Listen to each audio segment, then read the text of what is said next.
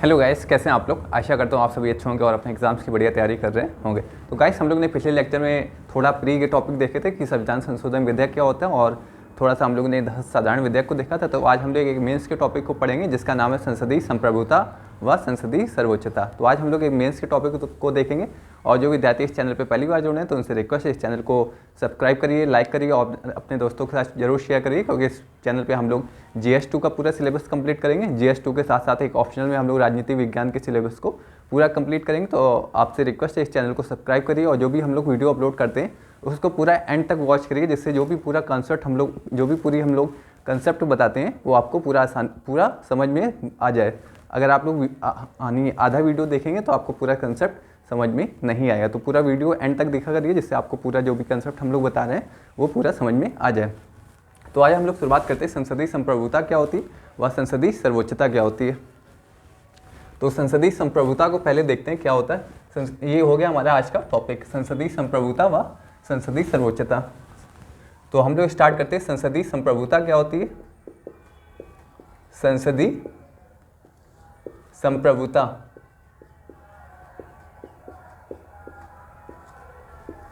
तो संसदीय संप्रभुता का मतलब ये है कि देश में जो भी विधि बनाने की सर्वोच्च संस्था होगी वो कौन सी संस्था होगी, वो संसद होगी। तो देश के लिए जो भी विधि बनाने की सर्वोच्च संस्था होगी उसे क्या कहते हैं, संसद कहते हैं। तो संसदीय संप्रभुता का मतलब ये हो गया कि देश के लिए विधि बनाने के लिए भारत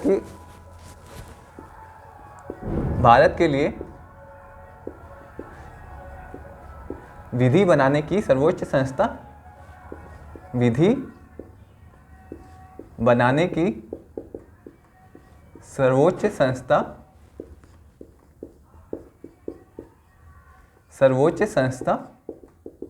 संसद है। तो संसदीय संप्रभुता का मतलब क्या होगा कि जो भी भारत के लिए विधि का निर्माण करेगी वो कौन सी संस्था होगी, उसे कहते हैं संसद। संसद हमारे देश की सर्वोच्च संस्था है जो हमारे देश के लिए विधि का निर्माण करती है। राज्य अपने क्षेत्र के लिए विधि का निर्माण करते हैं, उसी प्रकार से संसद पूरे देश के लिए विधि का निर्माण करती है। तो संसदीय संप्रभुता का तात्पर्य आपको समझ में आ गया होगा कि भारत देश के लिए विधि निर्माण करने की सर्वोच्च संस्था किसे कहते हैं, संसद कहते हैं। तो ये हो गया संसदीय संप्रभुता का मतलब। अब इसे एक डायग्राम से समझते हैं। ये हो गया हमारा भारत देश का मैप। तो ये हो गया भारत देश का मैप। ये आप लोग रफली मैप है, ये ऐसा एग्जैक्ट मैप नहीं है। तो इस भारत देश के लिए विधि निर्माण की सर्वोच्च संस्था कौन है, संसद है। इसे क्या कहते हैं, संसदीय संप्रभुता। संसद भारत देश के लिए एक विधि का निर्माण करती है, तो इसे कहते हैं संसदीय संप्रभुता। संसद से बड़ी कोई भी संस्था नहीं है जो भारत के लिए विधि निर्माण करे। तो संसद हमारे देश के लिए विधि का निर्माण करती है, इसे क्या कहते हैं, संसदीय संप्रभुता। इसे आप लोग डायग्राम से समझ में आ गया होगा कि संसद भारत देश के लिए विधि का निर्माण करती है। तो ये हो गया संसदीय संप्रभुता का मतलब। अब दूसरा पॉइंट इस पे आते हैं। संसद क्षेत्रातीत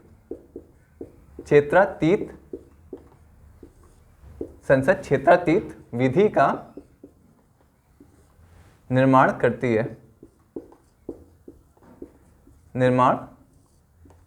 है। अब गाइस, क्षेत्रातीत विधि का क्या अर्थ है। गाइस, शब्दों पे आपको पूरी क्लैरिटी होनी चाहिए कि क्षेत्रातीत विधि का अर्थ क्या होता है। तो क्षेत्रातीत विधि का अर्थ ये है कि संसद भारत में रहने वाले नागरिकों के लिए विधि का निर्माण करेगी, व संसद सात समुंदर पार रहने वाले भारतीय नागरिकों के लिए भी विधि का निर्माण करती है। तो क्षेत्रातीत विधि का मतलब क्या होगा कि संसद भारत में लोग रह रहे हैं उनके लिए भी विधि का निर्माण करेगी, और जो विदेशों में भारतीय रह रहे हैं उनके लिए भी विधि का निर्माण कौन करेगी, संसद करेगी। तो आपने इनकम टैक्स कानून सुना होगा। तो इनकम टैक्स कानून भारत में रहने वाले लोगों पर भी लागू होता है, और जो विदेशों में रह रहे होते हैं उन पर भी लागू होता है। तो एक प्रकार से संसद का जो भी कानून है वो देश के लोगों के लिए भी लागू होगा, और जो देश के बाहर भारतीय लोग रह रहे हैं जैसे अमेरिका हो गया, ब्रिटेन हो गया, तो उन पे भी संसद की विधि लागू होगी। तो इसे कहते हैं क्षेत्रातीत विधि। तो ये हो गया क्षेत्रातीत विधि। ये भारत में रहने वाले नागरिकों पर भी लागू होगी और जो भारत के बाहर विदेशों में लोग जो रह रहे हैं उन पे भी ये विधि लागू होगी। तो इसे कहते हैं क्षेत्रातीत विधि। तो अब हम लोग तीसरे पॉइंट पे आते हैं।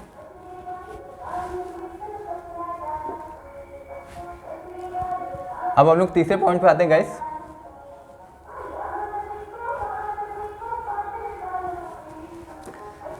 तो संसद की विधि सर्वोच्च नहीं होती है।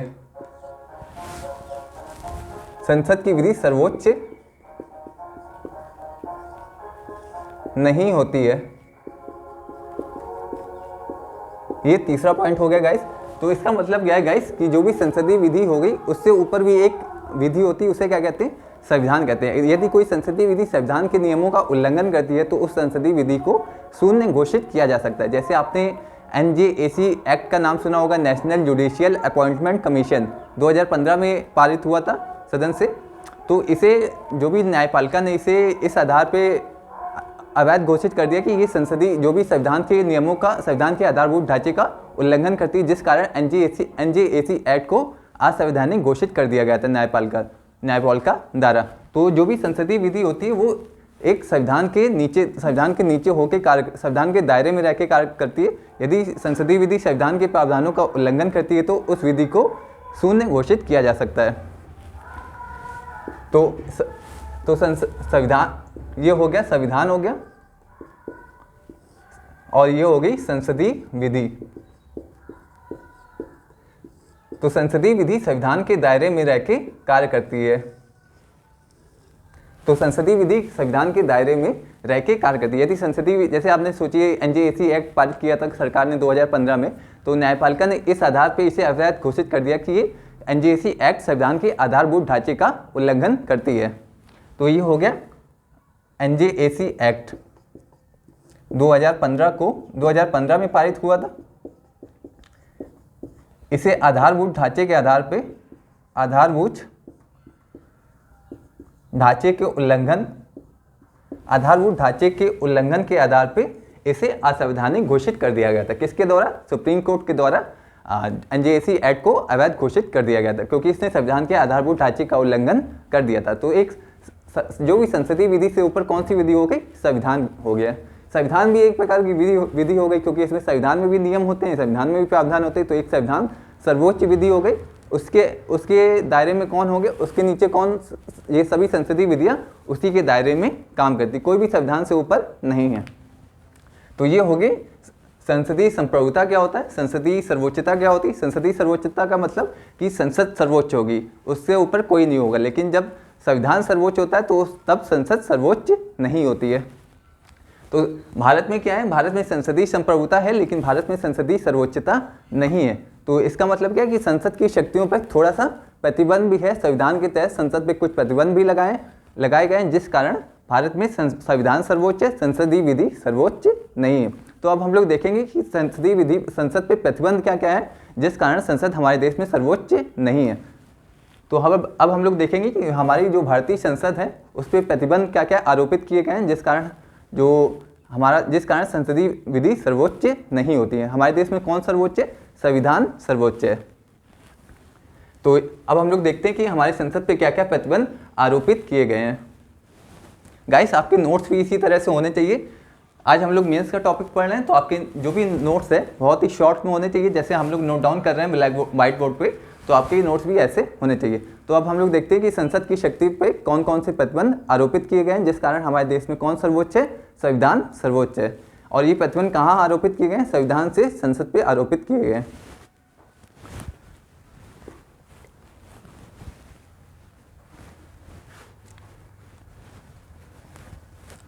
तो गाइस देखते हैं संसद की शक्तियों पे प्रतिबंध। गाइस, ये मेंस का टॉपिक है, तो इसे आप लोग बहुत विस्तार से समझेंगे कि आप लोग अगर एक बार यहाँ से पढ़ लें तो आप लोग मेंस का आंसर लिखने में आपको कोई दिक्कत ना हो। संसद की शक्तियों पे प्रतिबंध। संसद की शक्तियों पे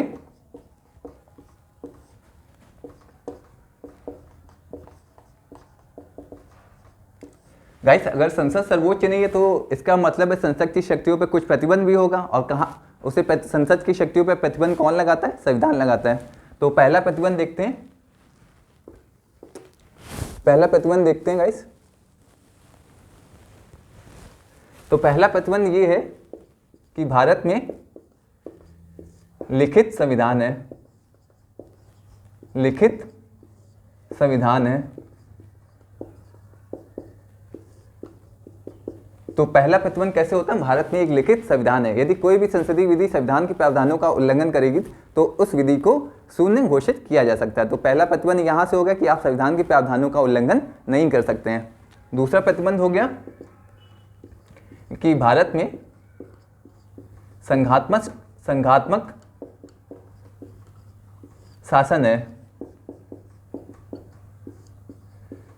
तो भारत में संघात्मक शासन है मतलब एक संघ हो गया, एक राज्य हो गए, राज्य को कुछ विषय हैं, राज्य के विषय हैं 7वीं सूची में। तो गाइस क्या होता है कि जो भी एक 7वीं सूची है संविधान में, वहां पे संघ के विषय दिए गए हैं, राज्य के विषय दिए गए हैं और एक समवर्ती सूची दी गई है। तो संघ, तो यहाँ पे क्या होता है, संसद की शक्तियों पे प्रतिबंध कैसे लगता है कि जो भी संसद होती है वो राज्य सूची के विषयों पे विधि नहीं बना सकते हैं। तो एक संसद पे एक तरह का प्रतिबंध हो गया कि संसद राज्य सूची के विषयों पे कोई विधि नहीं बना सकती है, वो संसद केवल संघ सूची के विषयों पे विधि का निर्माण कर सकती है। तो ये दूसरा प्रतिबंध हो गया गाइस। अब तीसरा, न्यायिक पुनर्विलोकन। तो न्यायिक पुनर्विलोकन का मतलब क्या है कि संसद के कार्यों का निरीक्षण कौन करेगा? न्यायपालिका करेगी। जैसे एनजेसी एक्ट बनाया था जब संसद ने, तो उसे न्यायपालिका ने अवैध घोषित कर दिया, कि अवैध घोषित किया गया था इस आधार पे कि वे संविधान के आधारभूत ढांचे का उल्लंघन करती है। तो यहाँ पे न्यायपालिका बैठी हुई है संसद के कार्यों का निरीक्षण करने के लिए। तो एनजेसी एक्ट 2015 को आधारभूत ढांचे का उल्लंघन करने के आधार पर अवैध घोषित कर दिया था। किसने किया था? न्यायपालिका द्वारा। तो ये संसद की शक्तियों पे प्रतिबंध हो गए। जब भी मेंस में आपसे क्वेश्चन पूछा जाए तो आपको इन सभी जितने भी हम लोग ये प्रतिबंध बता रहे हैं, ये सभी आपको आंसर में लिखने हैं, तभी जाके आपको अच्छे मार्क्स मिलेंगे। चौथा प्रतिबंध क्या है? संसद संविधान के आधारभूत ढांचे में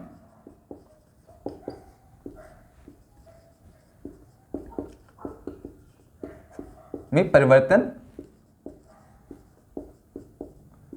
नहीं कर सकती है।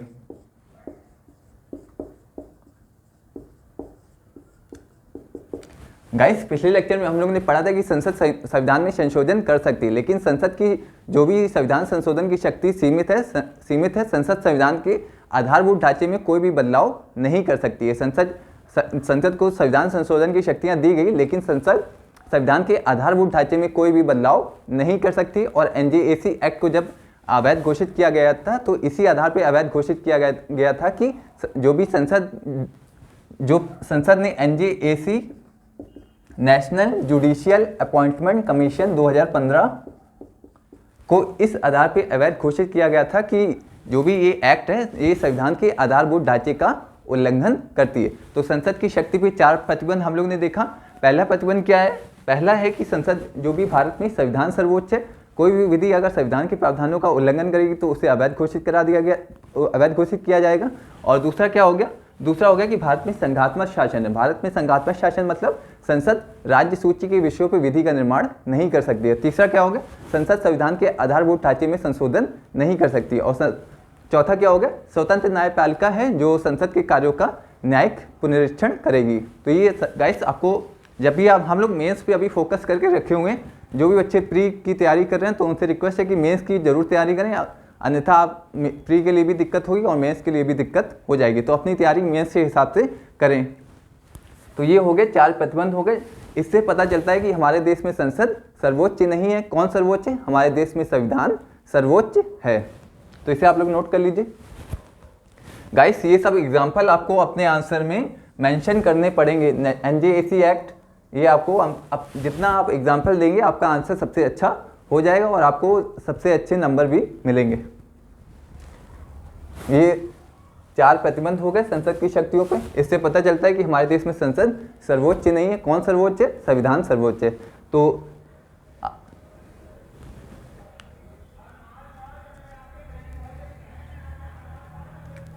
गाइस ये आपको अपने नोट्स में भी ऐसे बनाइए जिससे आपको आसानी से कोई दिक्कत ना हो याद करने में, और याद करने के बजाय आप लोग समझने पे ज़्यादा ध्यान देंगे तो आपका जो मेंस के जो आंसर राइटिंग में दिक्कत होती है वो आपको दिक्कत नहीं होगी। तो ये 4 प्रतिबंध हो गए संसद पे। एक और प्रतिबंध होता है गाइस, संसद मूल अधिकारों में कोई परिवर्तन नहीं कर सकती। तो ये 5वां प्रतिबंध हो गया, संसद मूल अधिकारों में कोई भी परिवर्तन नहीं कर सकती। इसे आप लोग अपने जो भी नोट्स बना रहे हैं उसमें लिख सकते हैं।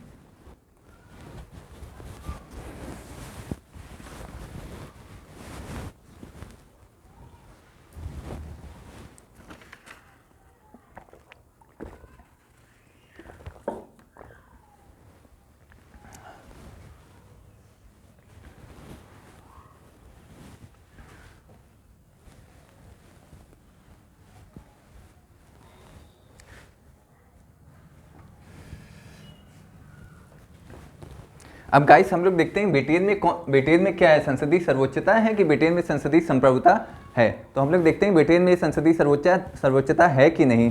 तो ये हो गई ब्रिटेन का। हम लोग एग्जाम्पल लेते हैं, ब्रिटेन में क्या संसदीय सर्वोच्चता है कि नहीं। जब भी आप लोग आंसर अपने लिखें, जब भी भारत के बारे में पूछा जाए तो उसको ब्रिटेन के साथ जरूर कंपेयर करें, ब्रिटेन के साथ कंपेयर करें, अमेरिका के साथ कंपेयर करें। इससे क्या होगा, आपके मार्क्स बहुत अच्छे हो जाएंगे। और GS2 में अगर आप ऐसे कंपेयर करके आप अपना आंसर लिखेंगे तो आपके जो भी मार्क्स हैं वो औरों से बहुत अच्छे हो जाएंगे, तो आपकी रैंक भी बहुत अच्छी होगी। तो ब्रिटेन में देखते हैं क्या है, ब्रिटेन में संसदीय सर्वोच्चता है। तो ब्रिटेन में संसदीय सर्वोच्चता है। कैसे संसदीय सर्वोच्चता है? पहला, ब्रिटेन में एकात्मक शासन है, एकात्मक शासन है। दूसरा, ब्रिटेन में अलिखित कोई संविधान नहीं है, लिखित संविधान नहीं है।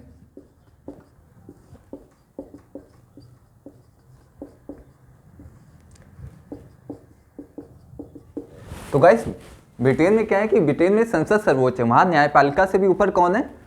न्यायपालिका से ऊपर कौन है? संसद है, क्योंकि वहाँ पर कोई लिखित संविधान तो है नहीं। तो संसद जो भी विधि बना देती है वो सर्वोच्च विधि हो जाती है, उससे ऊपर कोई भी विधि नहीं है। और तो ब्रिटेन में क्या है? संसदीय सर्वोच्चता है। ब्रिटेन में एकात्मक क्यों है? पहला कारण ये है, कारण रीजन फर्स्ट ये है कि ब्रिटेन में एकात्मक शासन है। ब्रिटेन में संघात्मक शासन नहीं है, वहाँ पे एकात्मक शासन है। इसका मतलब क्या है गाइस कि एक केंद्रीय सरकार है, वहाँ पे कोई राज्य सरकार नहीं। जो भी संसद विधि बना देगी वहाँ की, वो पूरे ब्रिटेन में लागू होगी। वहाँ राज्यों की विधियाँ, वहाँ पे राज्य होते नहीं है तो वहाँ राज्यों की विधियाँ भी नहीं होती हैं। जो संसद विधि बना देती है वही पूरे देश में लागू होती है। तो ये हो गया एकात्मक शासन, पहला कारण कि संसदीय सर्वोच्चता का पहला कारण क्या है कि एकात्मक शासन। दूसरा क्या है? ब्रिटेन में लिखित संविधान है, लिखित संविधान नहीं है। तो ये आपके लिए इम्पोर्टेंट फैक्ट हो गया कि ब्रिटेन में कोई लिखित संविधान नहीं है, जिस कारण वहाँ पे जो भी संसद विधि बनाती है वही सर्वोच्च विधि हो जाती है। जब संविधान ही नहीं होगा तो संविधान का जो भी संविधान की रक्षा कौन करता है? न्यायपालिका करती है। तो न्यायिक पुनरावलोकन भी एक तरह से नहीं होगा, क्योंकि जब संविधान ही नहीं है तो संविधान की रक्षा के लिए न्यायपालिका संविधान की रक्षा कैसे करेगी? कोई आधार होना चाहिए ना कि अगर हम संविधान की रक्षा करने के लिए रक्षा करनी है तो न्यायिक पुनर्विलोकन कैसे करेगी? जब कोई संविधान होगा, जब संविधान ही नहीं है तो न्यायिक पुनर्विलोकन कैसे होगा? इसलिए वहाँ पे जो संसदीय विधि होती है, जो भी संसदीय विधि होती है उसका न्यायिक पुनर्विलोकन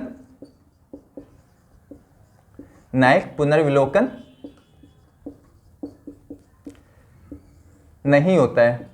क्यों नहीं होता है गाइस?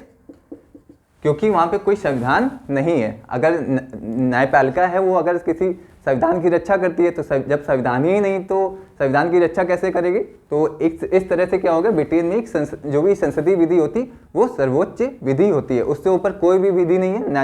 न्यायपालिका भी संसदीय विधि के नीचे होती है, क्योंकि न्यायपालिका तभी काम करेगी ना जब कोई संविधान होगा। जब संविधान ही नहीं तो न्यायपालिका किसी विधि का न्यायिक पुनर्विलोकन कैसे करेगी? तो ऐसा पॉसिबल नहीं है कि बिना संविधान के जो भी न्यायपालिका है न्यायिक पुनर्विलोकन करे।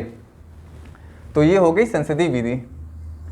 तो ब्रिटेन में संसदीय विधि क्यों सर्वोच्च होती है? क्योंकि वहाँ पे कोई लिखित संविधान नहीं है और वहाँ पे एक एकात्मक शासन है, जिस कारण जो भी संसद विधि बनाती है वो पूरे ब्रिटेन में लागू होती है, और कोई संविधान नहीं है, जिस कारण जो भी संसद ने विधि बना दी वही सर्वोच्च विधि हो जाती है। इसलिए ब्रिटेन में संसदीय सर्वोच्चता है और भारत में संसदीय सर्वोच्चता नहीं है। तो जब भी आप लोग अपना आंसर लिखें तो भारत और ब्रिटेन को कंपेयर करते हुए लिखेंगे तो आपके आंसर बहुत अच्छे हो जाएंगे और आपके मार्क्स और से बहुत अच्छे आएंगे। तो ये आप लोग लिख लीजिए, ब्रिटेन में संसदीय सर्वोच्चता क्यों नहीं है? क्योंकि वहाँ पे एकात्मक शासन है, वहाँ पे जो भी संसद की विधि होगी वो पूरे ब्रिटेन में लागू होगी। और दूसरा कारण क्या है कि ब्रिटेन में कोई लिखित संविधान नहीं है, जिस कारण जो भी संसदीय विधि होती है वही सर्वोच्च विधि हो जाती है। संविधान ना होने के कारण वो जो न्यायपालिका होती है वो न्यायिक पुनर्विलोकन भी नहीं कर पाती है। तो ये हो गए ब्रिटेन में संसदीय सर्वोच्चता क्यों है, इसके दो कारण हैं, हम लोग ने डिस्कस कर लिए।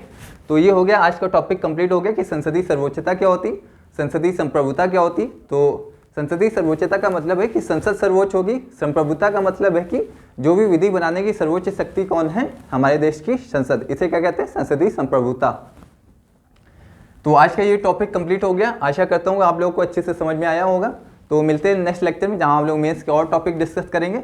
तो जो विद्यार्थी इस चैनल पे पहली बार जुड़ रहे हैं तो उनसे रिक्वेस्ट है कि इस चैनल को सब्सक्राइब करिए, शेयर करिए अपने दोस्तों के साथ, और मिलते हैं नेक्स्ट लेक्चर में। Thank you so much guys.